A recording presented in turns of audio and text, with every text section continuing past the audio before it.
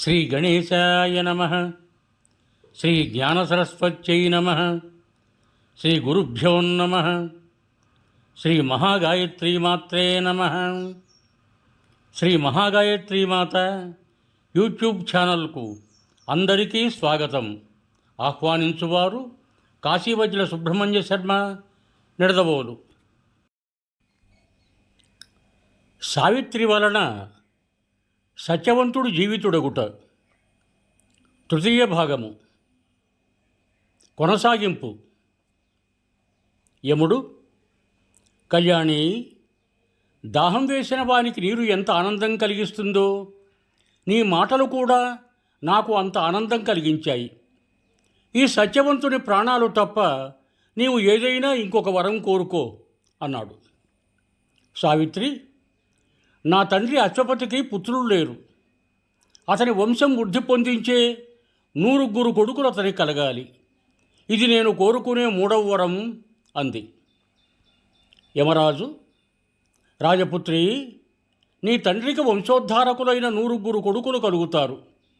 నీ కోరిక తీరింది కాబట్టి వెనక్కి తిరుగు, ఇప్పటికే చాలా దూరం వచ్చావు అన్నాడు.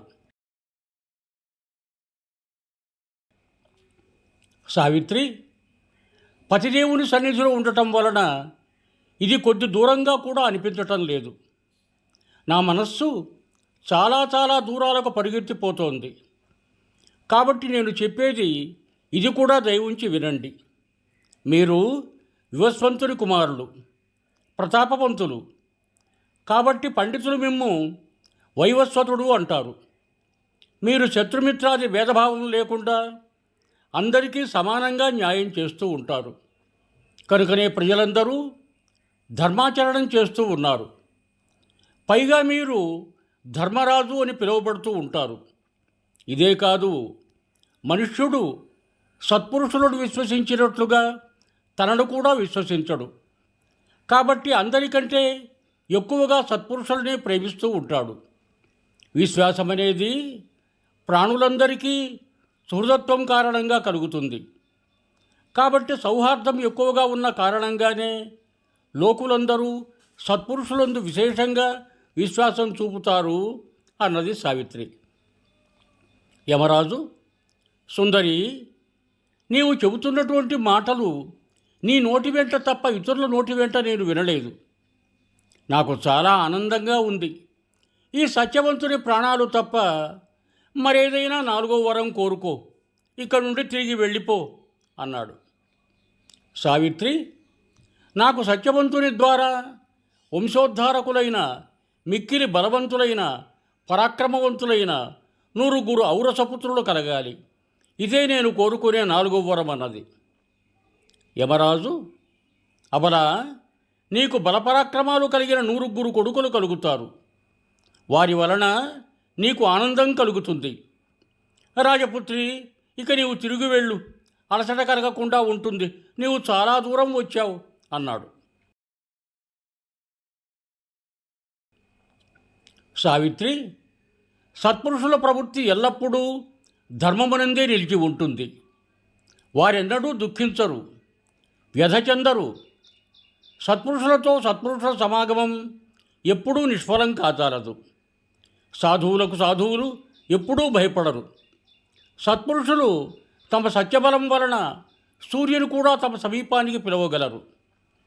వారు తమ తపఃప్రభావం వలన ఈ భూమిని భరిస్తూ ఉంటారు. సత్పురుషులే భూత భవిష్యత్తులకు ఆధారం. ఆ మధ్యలో నివసించే సత్పురుషులకు ఎప్పుడూ భేదం కలగదు. ఈ సనాతన సదాచారాన్ని సత్పురుషులు ఎప్పుడూ పాటిస్తూ ఉంటారు. ఇది తెలుసుకొని సత్పురుషులు పరోపకారం చేస్తూ ఉంటారు. ప్రత్యుపకారం కోసం ఎప్పుడూ చూడరన్నది. యముడు, పతివ్రతా శిరోమణి, గంభీరమైన అర్థంతో చిత్తానందకరమైన ధర్మానుకూలమైన మాటలు నీవు నాకు చెబుతున్నప్పుడల్లా నాకు నీ పట్ల శ్రద్ధ మరింతగా పెరిగిపోతోంది. ఇప్పుడు ఏదైనా ఒక అనుపమానమైన వరం కోరుకో అన్నాడు. సావిత్రి, మానద, మీరు నాకు ఇచ్చిన పుత్రప్రాప్తి వరం దాంపత్య ధర్మం లేకుండా పూర్తి కాదు. కాబట్టి సత్యవంతుడు జీవితుడు కావాలనే వరమే నేను కోరుకుంటాను. దీనివలన మీ మాటలు కూడా నిజమవుతుంది. ఎందుకంటే పతిలేని నేను మృత్యుముఖంలో ఉన్నాను. పతిలేని నాకు సుఖం ఎలా ఉంటుంది? నాకు ఆ కోరిక లేదు. పతిలేని స్వర్గం కూడా నేను కోరుకోను. పతిలేనిదే నాకు సంపద లభించినా అది నాకు అవసరం లేదు. ఇంతెందుకు, పతిలేనిదే నేను జీవించాలని అనుకోవటం లేదు. నాకు 100 పుత్రులు కలుగుతారని మీరే వరమిచ్చారు. అయినా నా పతిదేవుని తీసుకొని వెళ్ళిపోతున్నారు. కాబట్టి సత్యవంతుడు బతకాలని నేను అడిగిన వరం వలన కూడా మీరిచ్చిన మాటయే నిజమవుతుంది అన్నది. ఇది విన్న సూర్యనందనుడు యమునికి చాలా ఆనందం కలిగింది. సరే అని చెప్పి సత్యవంతుని పాశం నుండి విడిపించాడు. తరువాత సావిత్రితో, కులనందిని, కళ్యాణి, తీసుకో, నీ భర్తను విడిచిపెడుతున్నాను. ఇతడు అన్ని విధాలా ఆరోగ్యవంతుడవుతాడు. నీవు ఇతని ఇంటికి తీసుకొని వెళ్ళు. ఇతని కోరికలన్నీ నెరవేరుతాయి. నీతో కలిసి ఇతడు 400 ఏళ్ళు జీవిస్తాడు. ధర్మబద్ధంగా యజ్ఞానుష్ఠానం చేసి లోకంలో కీర్తి పొందుతాడు. ఇతని వలన నీకు 100 కొడుకులు పుడతారు అని చెప్పి సావిత్రికి వరం ఇచ్చి ఆమెను వెనుకకు పంపి ధర్మరాజు తన లోకానికి తాను వెళ్ళిపోయాడు.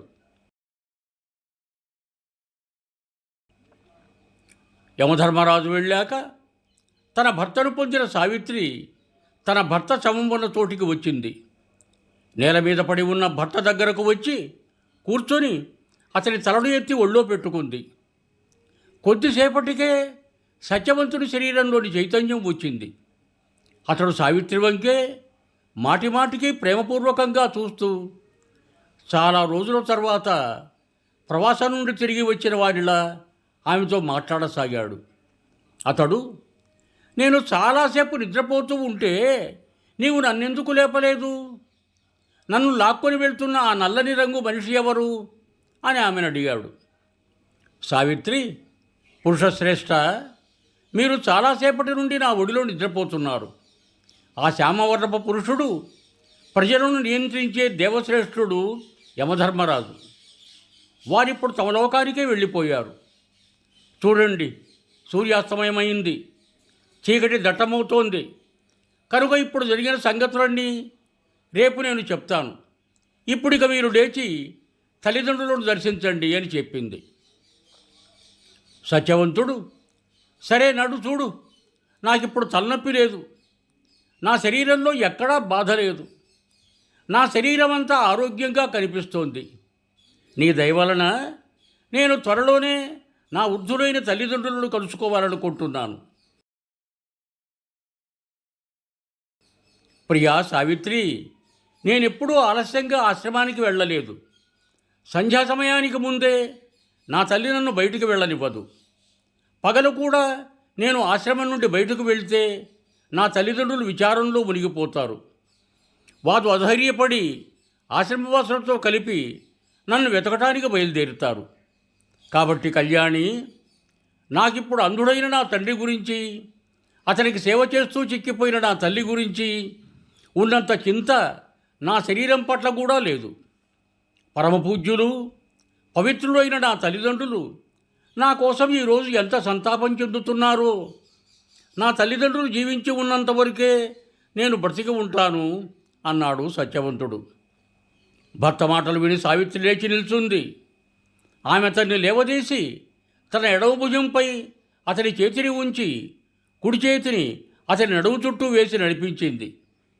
సత్యవంతుడు, ఈ దారిలో వస్తూ పోతూ ఉండే అలవాటు వలన దీన్ని నేను బాగా గుర్తించగలను. ఇప్పుడు చెట్ల సందులో నుంచి చంద్రకాంతి పడుతోంది. మనము నిన్న పళ్ళు ఏరుకున్న మార్గం వచ్చింది. ఇదిగో, కాబట్టి ఇంకా తిన్నగా ఈ మార్గంలోనే నడు. ఇంకా ఏమీ ఆలోచించనక్కర్లేదు. నేను కూడా ఆరోగ్యంగా బలంగా ఉన్నాను. నాకు నా తల్లిదండ్రులను చూడాలని చాలా తొందరగా ఉంది అంటూ అతడు వేగంగా ఆశ్రమం వైపు నడవసాగాడు. ఇవం భూయాత్. సర్వే జనా సుఖినో భవంతు. ధన్యవాదములు. మీకు నా ఈ వీడియో నచ్చినట్టయితే దయచేసి ఒక లైక్ కొట్టి మీ బంధుమిత్రులకు కూడా నా ఈ వీడియోను షేర్ చేయగలరు. అదేవిధంగా నా ఛానల్ శ్రీ మహాగాయత్రి మాత యూట్యూబ్ ఛానల్ను సబ్స్క్రైబ్ చేయ ప్రార్థన.